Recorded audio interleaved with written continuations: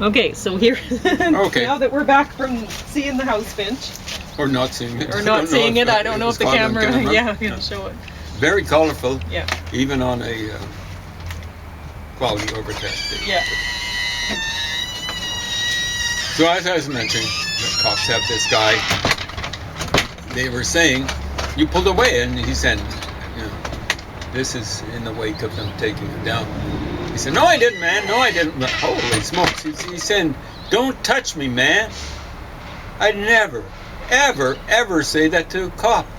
You know, like, cops are supposed to be this intimidating kind of, a cop is supposed to be this intimidating kind of figure for a black community. Hey, I don't look like I'm a person of color. I've got all sorts of different genetic strands in me. So I've been told by my parents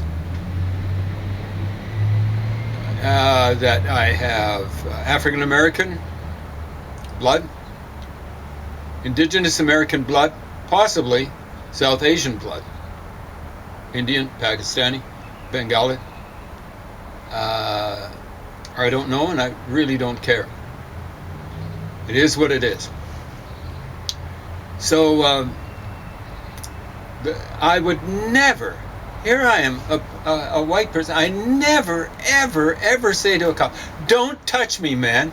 When the cop is like, I mean, like maybe if the guy was mussing around with me or something like that, but this is before the cops get close to the guy, really. Don't touch me, man.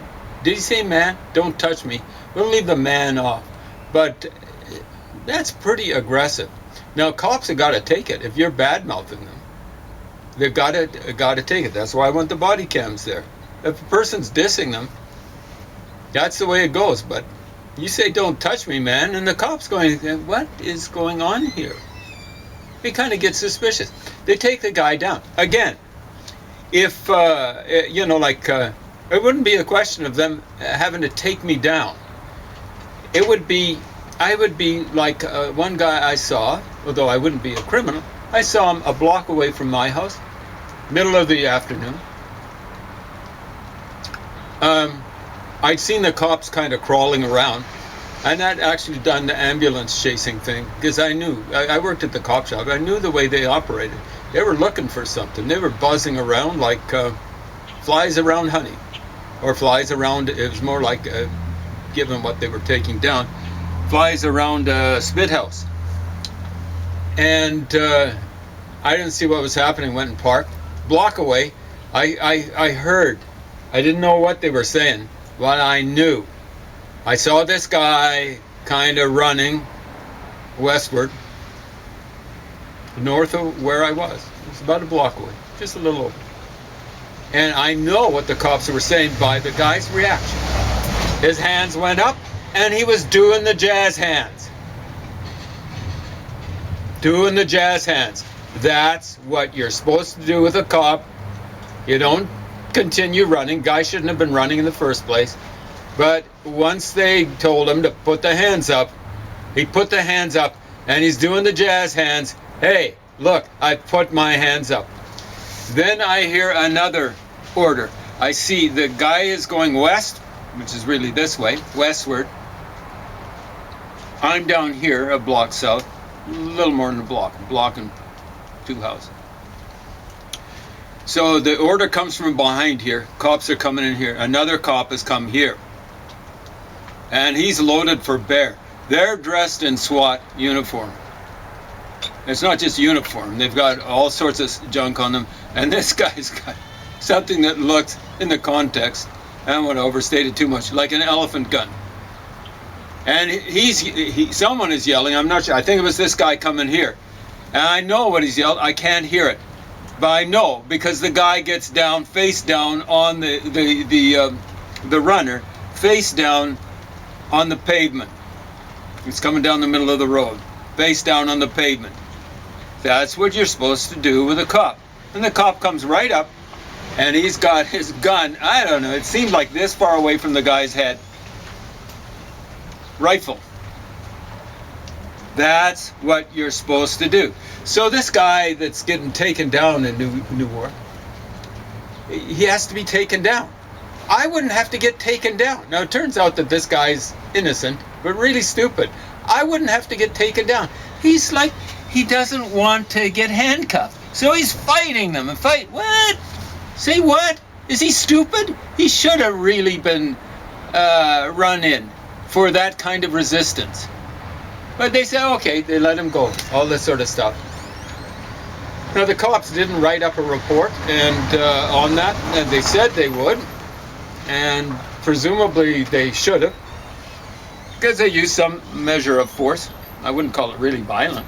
The guy was resisting. At any rate, took him down, and that sort of stuff should be reported. There would be some camera footage. I think they all had body cams on and stuff like that, and the camera footage should be investigated. But with the head of the police union, he shows another thing. They're watching it, and this is what the whole thing should have been: watching incidents all the way through. What did the cops do wrong? What did they do right? What did the criminal do wrong, or the alleged criminal, or the suspect? What did that person do wrong? It would be very enlightening if you did a whole hour-long show on George Floyd and what he did wrong, what the cops did right, what the junior partners who were giving George Floyd basically a free ride, what they did wrong in not figuring out that the guy was flying high in the unfriendly skies. So they're watching a clip, and poor Jelani Cobb really thinks he's got this head of the police unit. I don't think I saw that police unit head of the police union blink once when the pressure was on. In other words, he believed what he was saying. Could still be wrong. There's all sorts of nifty, shifty lefties out there. You hear me, all you 1.5 people watching this, or nifty, shifty lefties? You don't blink because you've internalized your lies. You're intellectually dishonest. So this guy might be the head of the police union, might be intellectually dishonest, but then so could Jelani Cobb. He really believes in what he's yipping and yapping about. Now, so they're watching this one clip, nighttime. Cops are talking to, it looks like a group of people. And one guy out of this group goes towards the cops. Say what? That's about the last thing I'd do. I don't think I'd really pull away. I might a little bit. I certainly wouldn't be saying, "Don't touch me, man." But lunging, and it is lunging. It's not like taking a little baby step towards the cops. Hey. He's lunging towards the cops. And the next thing you hear is, ow! Because the cop just swats him right in the head. And this poor Jelani Cobb, he's really caught this head of the police union. He says, well, that's awful, but police violence, they shouldn't be allowed to do that. And the guy says, we have every right to do it. And I'm telling you something, they have a duty to do it. When someone's doing that to a cop, can you imagine how aggressive they are to just the average person who's not packing heat on their hip? They got to get taken down. So what he says is, hey, when someone goes at us, we're not going to get hit first. You don't have to hit a cop before you get taken down. If you're making an aggressive move towards a cop, you should be taken down. It's not just the cop has a right to take you down. He should take you down. So poor Jelani Cobb just does not understand that. And I was told that by the cops. You know, like one of the cops told me when I was working there, you know, like we don't wait. We, you know, if the situation looks bad, and it could get them in trouble if it's just like an amorphous kind of atmosphere. But if someone's going towards the cop has got he hits the guy right on the head. And frankly, I'm just laughing about it. The guy goes, ow! So he didn't expect it. What an idiot. Then, when they're putting the cuffs on him, or trying to, he's resisting. Now, when it should be like a major league felony to resist arrest the way that George Floyd was, lashing out at the cops with the soles of his feet, kicking them into traffic, major league felony. If you're forcing the cops to use force on you, violence on you, you should be looking at serious jail time. Cops should not have to be put in a situation where they're saying, how do I restrain this guy? They're caught in the heat of the action. How do I restrain this guy? I'd better watch out, because I could end up, this guy could die of a drug overdose. I don't know what sort of drug he's taking. If he's taking a drug, why is he behaving so wildly and all that sort of stuff? So, the guy gets hammer-fisted a couple of times, maybe 3, I think it was 2, I don't like exaggerating, one way or another. We'll say 3. Just to be on the safe side. Boom. And he's done, ow, ow, and I'm just laughing. What an idiot. Boom, boom, boom. He has to get I think it's just 2. But, hey, criminals out there, alleged criminals out there, when you lunge towards a cop hits you, and, you just go. I was mugged by, well, not mugged, but roughed up by a cop. He way back when, he took me right over the back of a sofa. So here's the sofa. He took me right over the back of the sofa like this. You think I was fighting him? I was going, sorry. I hadn't even badmouthed him. I just said, you'd better watch what you're saying. He was yipping and yapping, him and his partner were running a riff on my sister in the kitchen. So I just said, I came to the edge of the kitchen. I said, you better watch what you're saying. Next thing you know, I'm over the back of the couch. It's lucky I had an okay back then. He could have put me in a wheelchair if my back were like it is now. But, I kind of understood the situation. I'm doing the jazz hands. Sorry, doing the apology. So this stuff is not serving anyone. It's not serving the cops well. And the cops are theoretically, at least when they got the body cams there, serving average folks.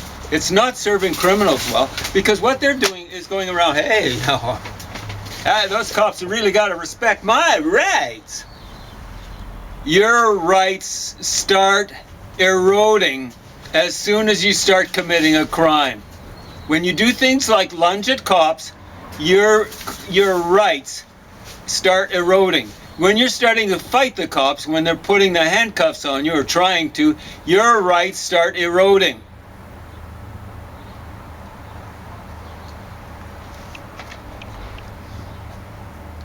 I'll have more to say about this thing, but at the very least, I've got to say it's better than CBC. CBC is just echo chamber almost all the time. Matt or Brat or Frat Galloway, whatever you want to call him or not want to call him. It's just generally, he's doing, it's radio, but he's doing the bobblehead thing. It's all guests that they want, that are running their agenda, the CBC agenda, and he's just bobbleheading stuff like that. Right, yeah, sure. And how about, feeding them lines and stuff like that. How much time? You have 15 minutes. 15 minutes to talk about Viola Desmond. This might be the last you'll hear, first and last you'll hear about this one from me. So, the theme of this little screed is that Canada has always been systemically racist, particularly towards black folks, African Americans. To come up with a thesis like this that actually sticks, you got to come up with more than 200 pages. You got to come up with more than the poor Viola Desmond story. I'm going to tell you my little story about systemic racism. I've told you, I'm part African American. It's a small part, but I get this from my dad, and he says it was on my mom's side. My sister says she's not so sure about on my mom's side, but what is it? What is it that when you get your genes analyzed? What are they called? What's the name of that company? Well, there's more than one company. Okay, can you think of one? I don't know. Anyway, she was running it, and apparently there's African American genes on my dad's side of the family. Now, I don't know if it'll necessarily show up in everyone who's a descendant of whatever when it's a small amount. But it definitely doesn't show. I'm about as white as you can be without being an albino. So I'm walking down the street. This was about 2 years ago, near the bus station here in town. We do have our problems around the transit station here. It's not the Greyhound station, it's the transit system station. I gather it's not as bad as up in Calgary or Toronto, but serious stuff. I had my mask on. I was trying to do social distancing. I tried to do it, and I still try to do it outdoors. I've got a really low immune system.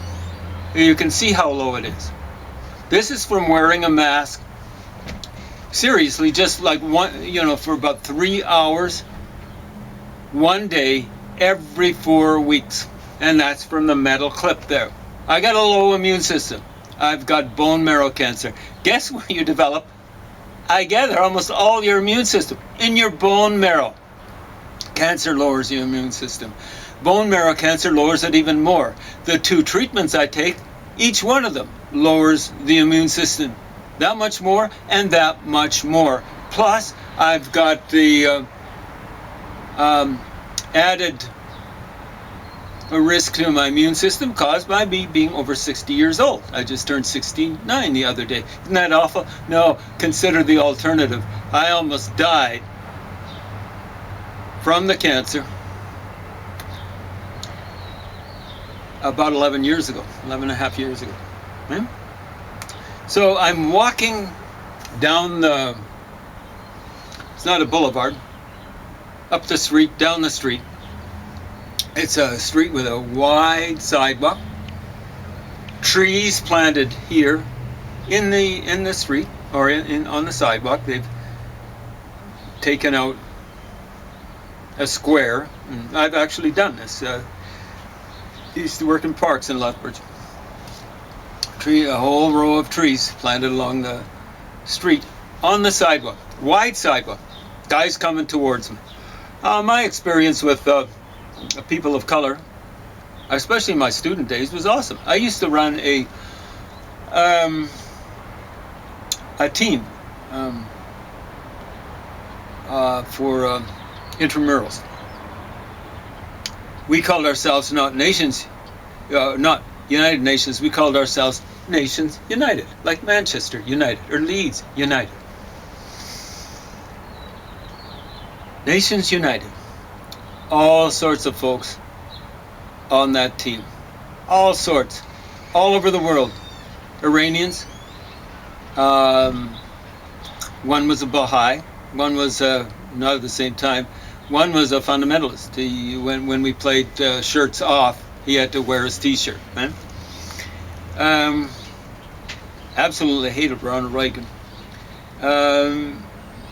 Indigenous American fella. Didn't have much of a background in soccer, but he played with his heart. Good addition to the team. Ethiopian fella, refugee from Mengistu or whatever his name was in Ethiopia. Call me asshole. Sorry about my French there. That's Mengistu, not my Ethiopian friend. What else do we have? A guy called Doucet, French. Extraction? Not from France. What else did I have on? Well, one time the team was almost all ethnic Chinese. 1 year. One time, guy name was Ojo, Nigerian. Awesome guy. I was used to dealing with folks who were coming to university. But the last little while, we've been letting people in that don't necessarily value learning, don't necessarily value the Pacific way of life. We don't necessarily value democracy. At any rate, my experience is like with this Ojo fella. I used to play soccer with. Gentle, very, very civil. You could say civilized. So I'm walking along. Someone's coming towards me. I'm doing social distancing. Guy's not wearing a mask. I can see that. I go on the outside of the trees. I'm still on the sidewalk. Guy doesn't like that. Next thing you know, I didn't even know what his color was. He's in my face. You want fight? You want fight? Right in my face. He wants to fight me. You want fight? He says it twice. You want fight? And I'm going, what? I'm still registering when he says, you afraid of me? You afraid of me? Well, you're a crippled senior with cancer. Bone marrow cancer. Like I'm a real threat. And you should be afraid of somebody wanting to fight you. Well, I wasn't afraid of him. Yeah. I was respectful of the possibility of catching COVID. Yeah. But all of a sudden, I am afraid of him. Yeah. I'd strip off my shirt and show you how bad my body is. I've got 5 fractured vertebrae. When they diagnosed me 11 and a half years ago, I was on my last legs. I was on a walker, and I was on a walker for a half a year after that, maybe not quite that much, many months after that, on a walker. If someone pokes me in the snout once, I'm in a wheelchair for life. I've got 5 compression fractures, so they're a little bit different than what Roy Campanella went through. Roy Campanella, I gather he was the first black catcher to make it in the United States. I think it was the Los Angeles Dodgers, maybe in the early 50s, maybe in the very late 40s. He had 2 fractured vertebrae and he was in a wheelchair for life.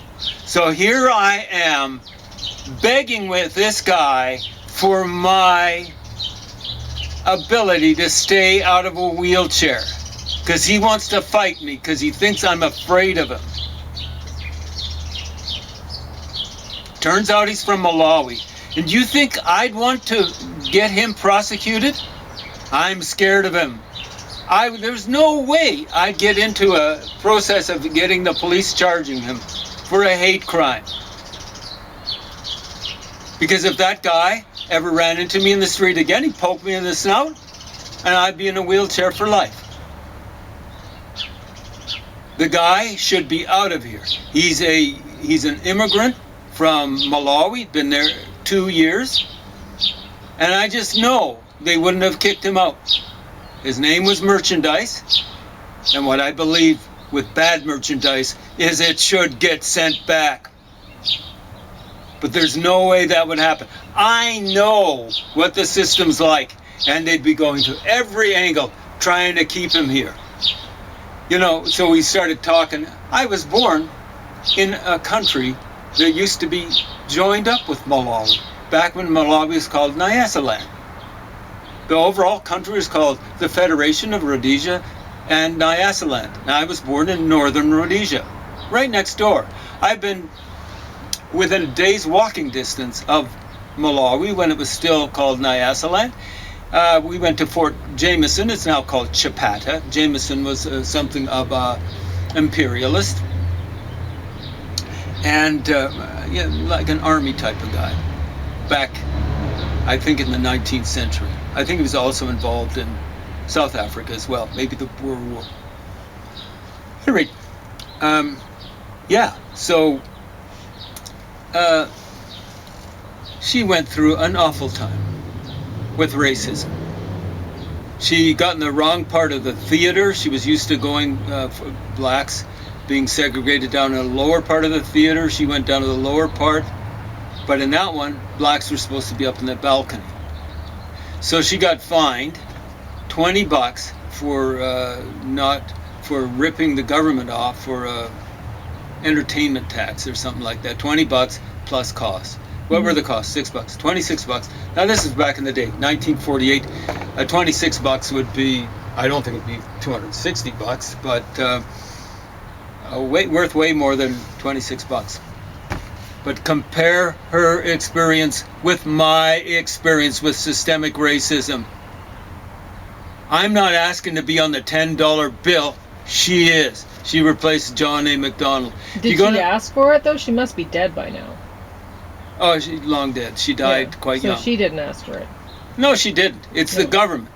Yeah. But I'm not, no one should be asking on my part that I should be on the $10 bill. No. But my experience with systemic racism is way more traumatic than hers. I was begging to be kept out of a wheelchair. This guy from Malawi, you know, like I was saying, have you ever been to Zambia? And so, or whatever, you know. No, you don't understand how poor we are there. And I'm going, yeah, I do. I've seen the stats. 2004, I think it was $300 and some per capita, Malawi. We'll say $500.